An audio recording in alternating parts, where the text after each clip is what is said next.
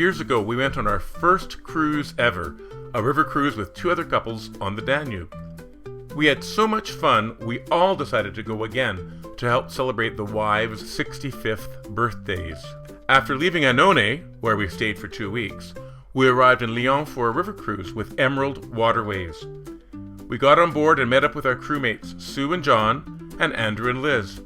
We knew that the cruise would be great, but the really special part was that the 6 of us get along so well. All right, here we are starting our tour of our cabin. So we're in the dock right now. So this window opens up, so it's sort of like a pseudo balcony. And there's the lovely Catherine sitting in bed, having a nice time. And then if we go over here, we have our spacious bathroom right here with the shower and everything else. And that is our home for the next week. Dinner was excellent and the crew was very friendly and so kind.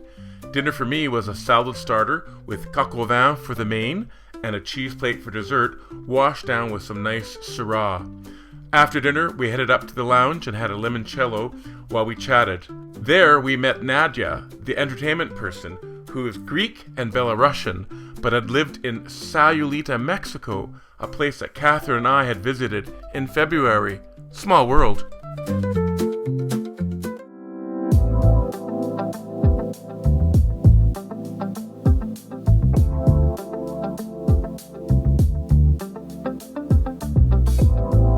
After a tasty breakfast on board, we arrived in Chalon-sur-Saône.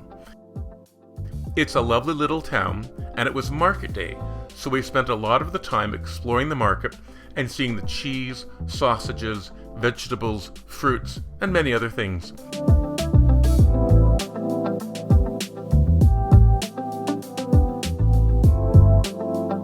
We even spotted some Canadian maple syrup.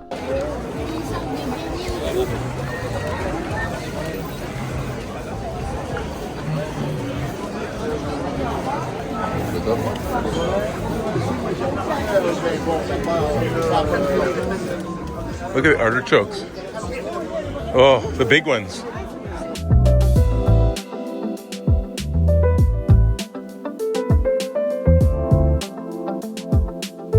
We thought we'd take the circuitous route back to the ship, so we walked along a small island and then crossed a couple of bridges until we got back to the boat. On the way we saw some interesting outdoor art, a fancy-looking house, and some views of our boat. It was a lovely day with sunshine and birds singing and not very many people on the river walk. After a delicious lunch, we headed towards Beaune, the heart of Burgundy.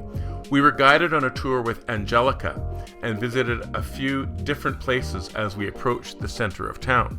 There was Notre Dame Cathedral, a panda, a street leading to hell, and a free wine museum with lots of interesting winemaking equipment from days gone by.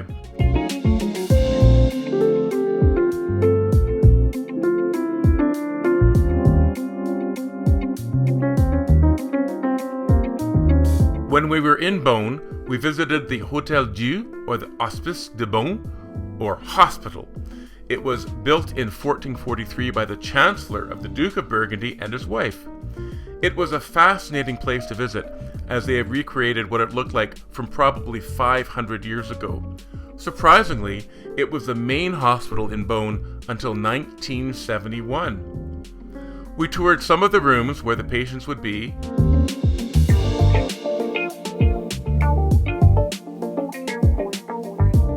the chapel, the apothecary,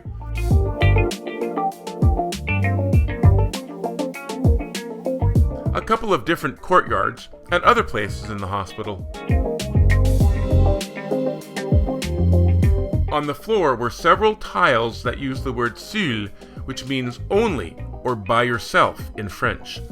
The ones on the floor were put there to mean that the founder and his wife were the only ones for each other. Years later, after the husband had died, seul meant that the wife was by herself, as she was a widow.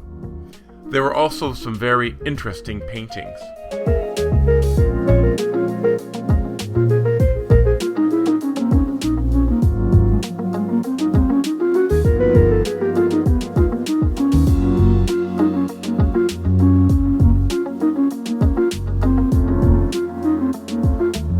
Finally, there was the image behind the altar that is now in a separate room. The middle of the altarpiece was made in medieval times, and the image is rather flat, as was typical in that time. On the side of the altarpiece, which reflects the Last Judgment, the figures are more three-dimensional because they were done during the Renaissance. After our visit to the hospital in Beaune, one of the places we checked out was the Marché au Vin, a place that I had visited over 40 years ago when I was backpacking.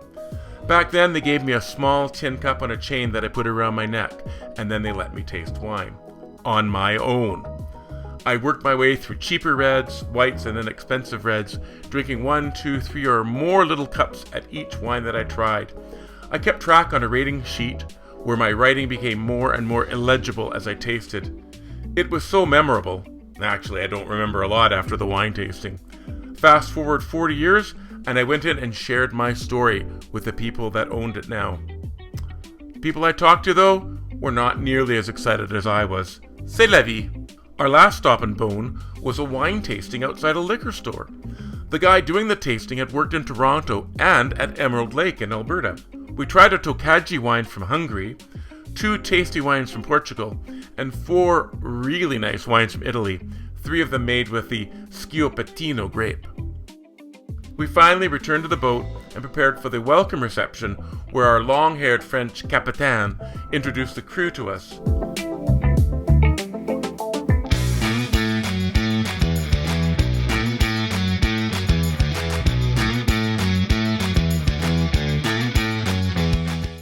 Today we began with a bike tour of Lyon. It was a beautiful day and our group stayed together well.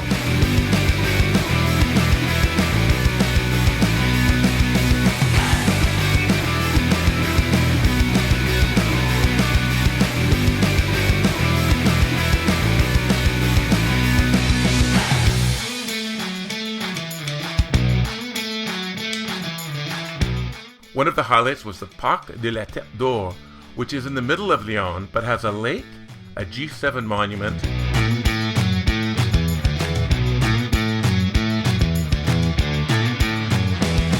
a zoo, as well as botanical gardens, and they are all free.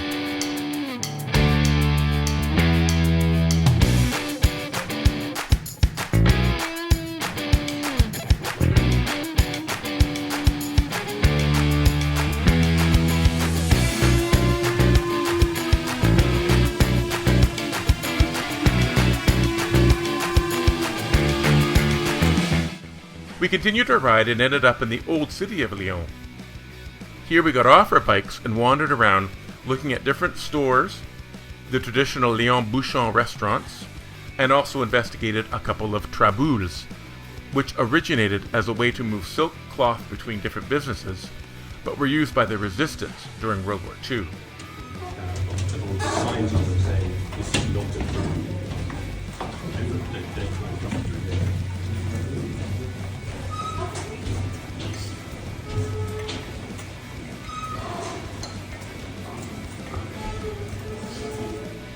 After our exciting bike ride, we went back to the boat and had lunch, including a dessert with choux pastry, something that Kath and I made last week in Annonay. It wasn't bad, but I think ours was better. In the afternoon, we went to the medieval city of Perouge. It's not far from Lyon, and we had a very nice time touring with our guide, Céline.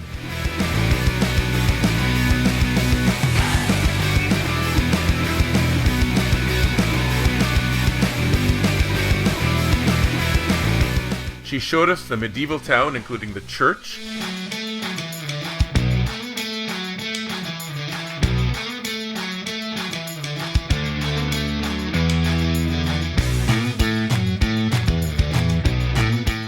streets, different architecture of houses, and the famous galette de Perouge, which is a sweet tart that is tasty but simple. We continued walking down the medieval streets, spotting half-timbered buildings, an interesting house, a slightly shy cat, a craftsman,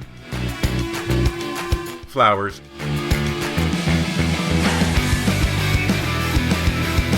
and a beautiful courtyard where we stopped for a beer and a slice of the famous galette before heading back to the boat.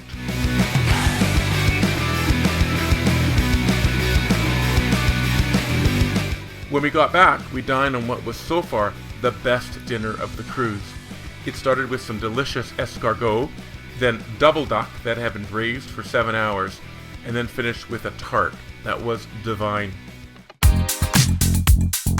After dinner, I headed to dance at the entertainment lounge, and although Kath was feeling tired and stayed in the room to have an early night, I hung out with Andrew and Liz and danced the night away with my reluctant friend Nadia. Some of my dance moves were epic.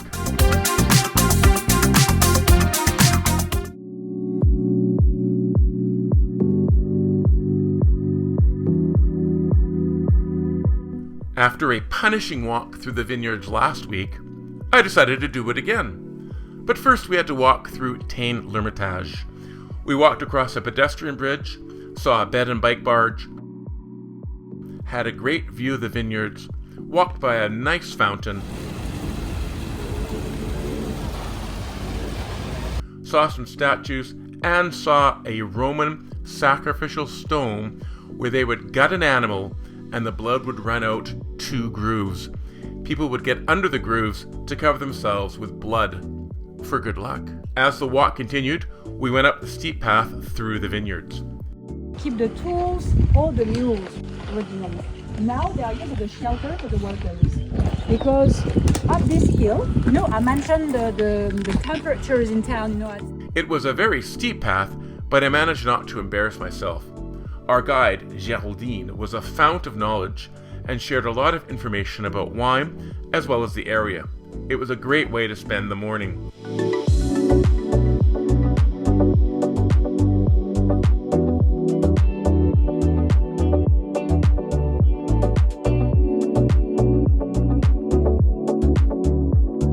While I was scaling the mighty wine mountains of the Rhône, Catherine was sauntering through Tournan and Tain-l'Hermitage with Sue.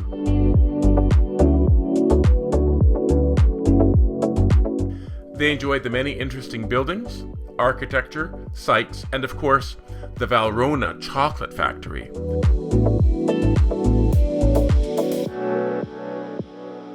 I also went into Tain-l'Hermitage for a look around with Kath.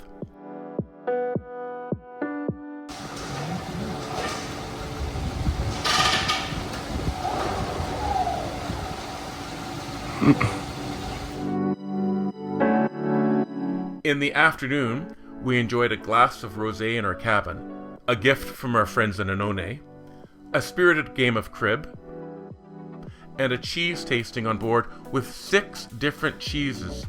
All were amazing, but my favorite was the époisse. Afterwards, it was time for a light dinner highlighted by the herring starter.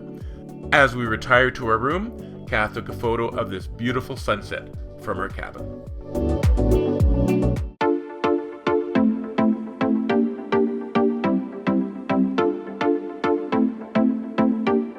Today we went for a walk in the fairly small medieval village of Viviers. Claire, our guide, was humorous, knowledgeable, and a lot of fun, but made me the flag bearer as we waited for our group. There were buildings dating from the 11th century all the way to the 18th century, some including features from different centuries as they were added onto.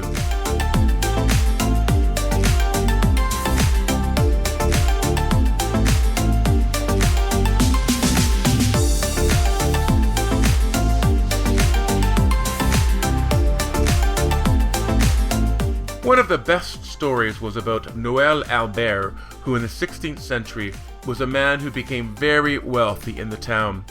In fact, he became so wealthy, he lived in the House of Knights and was second only to the bishop of the town. Wanting to increase his power even more, during the religious wars, he decided to support the Protestants and with 300 men took over the religious precinct and set fire to the cathedral. Unfortunately for him, the king sent his troops about 6 months after Noel became head of the village, and they grabbed him and took him away. He was tried, found guilty, and executed on the same day. Because they were worried about his ghost coming back, they removed his head during the execution and the rest of his members afterwards, and scattered them into the river so that the ghost could not be reassembled from his body. Rest in pieces, Noel.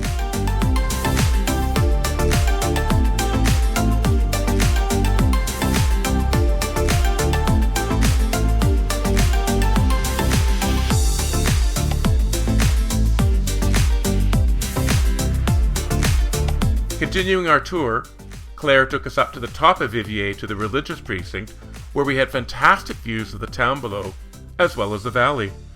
The mountains in the distance are the beginning of the Alps. It was a beautiful sunny day and a fantastic place to be as we looked around.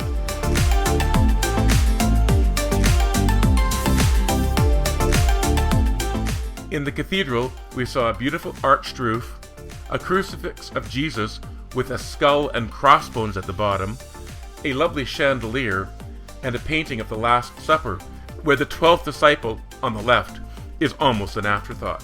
Everyone in the painting seems almost sprawled around the table except for Jesus, and a dog is emerging from underneath the carpet under the table.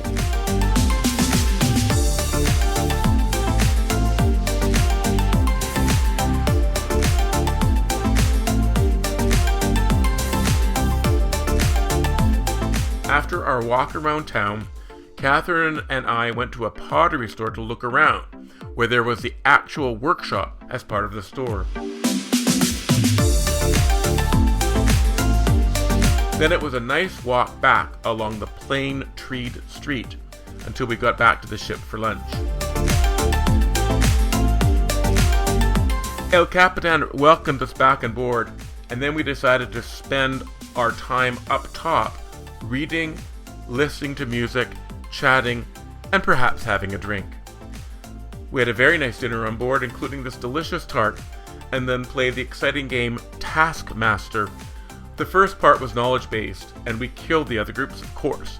The second part was a silly performance part in front of the group, and we should have won, but thanks to the terribly opinionated judge, we lost. Actually, Nadia has been a riot in this cruise, and we have really enjoyed teasing her as she teases us back. It was a very fun evening, and we did end up with a bunch of chocolate at the end.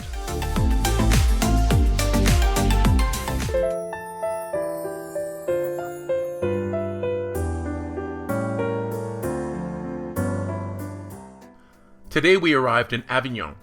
Kath and I had been there before, so we ended up having a great wander on our own and got nicely lost in the town. We saw the Avignon Bridge, sur le pont Avignon, the city wall, Ads and Art,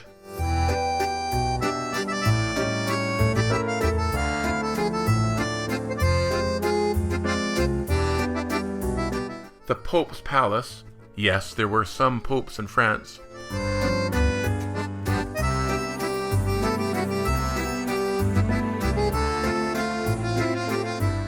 A musician,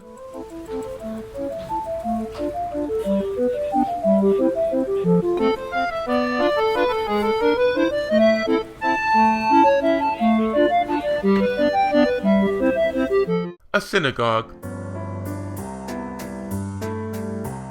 a cool door, a secret park,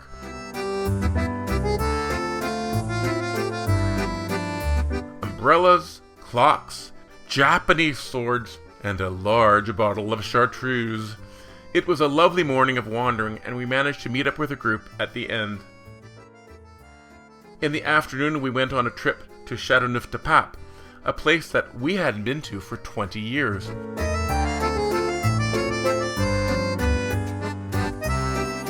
We headed to Maison Boisson for a tasting of one white and two delicious reds from the area. We really enjoyed the wine tasting, and yes, we ended up with a bottle. After the tasting, we headed up to the old chateau at the top of the hill. Unfortunately, most of it was blown up as the Nazis used to store weapons and ammunition there during World War II, and when the Allies were encroaching on the town, the Nazis didn't want them to get the munitions, so they blew up the chateau. We finished our time in Châteauneuf-du-Pape with a nice drive through the vineyards. We headed back to our ship, where we enjoyed a drink at the bar. Another wonderful crew person, Rita, from Hungary, made me a delicious French martini. Then it was time for the captain to address us all, and we enjoyed some delicious hors d'oeuvres, including one with caviar. Yum! Then there was a special chef. Fabien Montréal, a chef that had been on Top Chef, served us an appetizer of delicious panna cotta type cheese, followed by a delicious fish with aioli and other wonderful goodies, finishing off with a dessert that was awesome.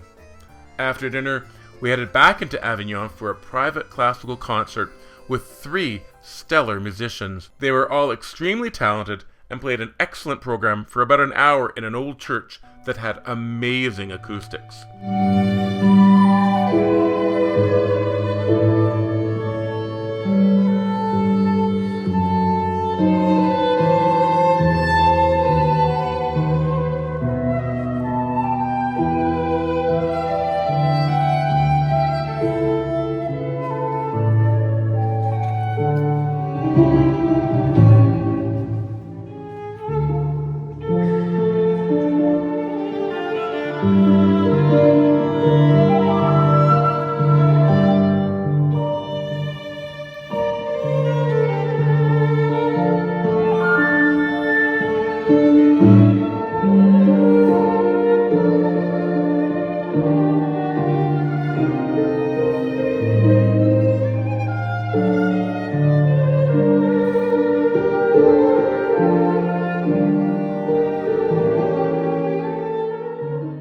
After the concert, we walked back to the boat and retired for the evening.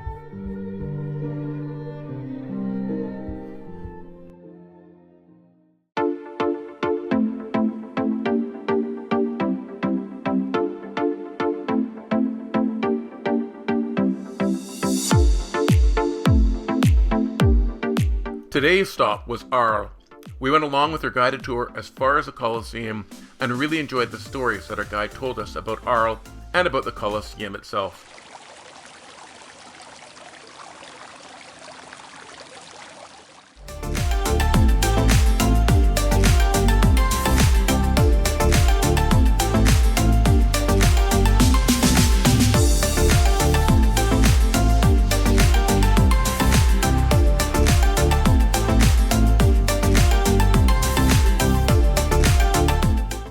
After that, we split off from the tour and wandered around our own and got very lost in Arles. We saw an interesting park with cool statues and a special tribute marker to Vincent van Gogh.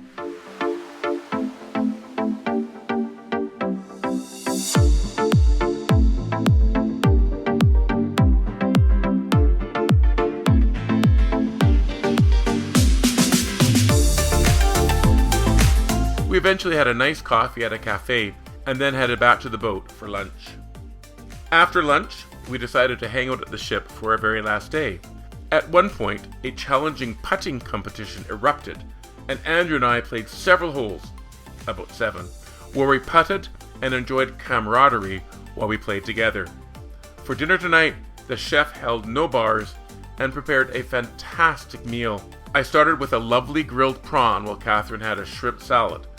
And then I had the best Chateaubriand that I have ever had with beef that melts in your mouth. And Catherine had mahi-mahi that was exquisite.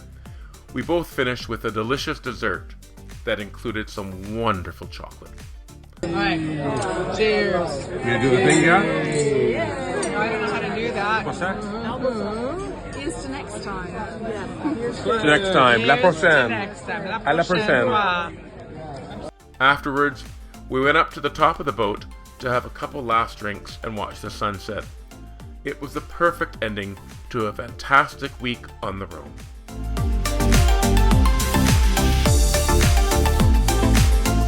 Our final part of the cruise was a wonderful breakfast with the 6 of us. Then 4 of us departed the Emerald cruise and headed into Arles to take a train onto our new adventure, the Loire Valley.